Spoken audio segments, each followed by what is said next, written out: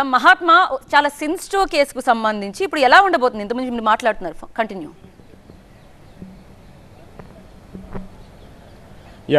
అందుకే ఇచ్చిన ఫిర్యాదు మేరకు పోలీసులు కేసు నమోదు చేసిన దాంట్లో ఏ సెక్షన్లు పెట్టారో చూస్తేనే ఇది ఎంత సెన్సిటివ్ కేసు అర్థమవుతుంది. ఐపీసీ 153, 153A, 465, 469 అలాగే 171G, దీంతో పాటు ఇన్ఫర్మేషన్ టెక్నాలజీ యాక్ట్లోని 66C ప్రకారం ఈ కేసుని నమోదు చేశారు.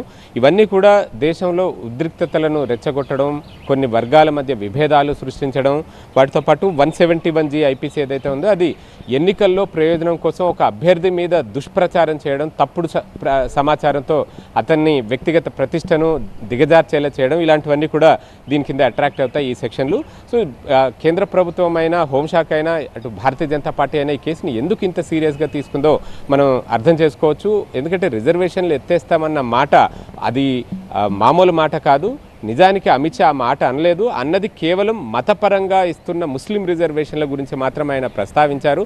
దాన్ని ఎడిట్ చేసి ఆర్టిఫిషియల్ ఇంటెలిజెన్స్ ఉపయోగించారా, ఏ రకంగా ఎడిట్ చేశారా అన్నది పక్కన పెడితే, దాన్ని ఎడిట్ చేసి మొత్తం అన్ని రిజర్వేషన్లు, ఎస్సీ, ఎస్టీ, ఓబీసీ రిజర్వేషన్లు అన్నీ ఆయన తీసేస్తామని మాట్లాడినట్టుగా ఆ వీడియోని సర్క్యులేట్ చేశారు. పార్టీ హ్యాండిల్స్లోనే దీన్ని పోస్ట్ చేయడం అన్నది ఇప్పుడు చాలా సీరియస్ మ్యాటర్ అయింది. అందుకనే పార్టీ ఇప్పుడు ఎవరైనా సరే తమ వ్యక్తిగత సోషల్ మీడియా ఖాతాలో పోస్ట్ చేస్తే ఆ వ్యక్తిగా ఆయన బాధ్యులవుతారు.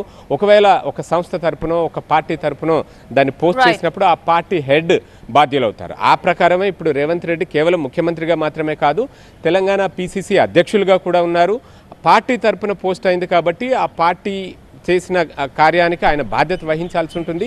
ఆ ప్రకారం సోషల్ మీడియా ఇన్ఛార్జ్కి, అలాగే లీగల్ సెల్కి, at the same time PCC హెడ్గా ఉన్న రేవంత్ రెడ్డికి కూడా సమన్లు అందినట్టుగా మనకు సమాచారం అందుతోంది.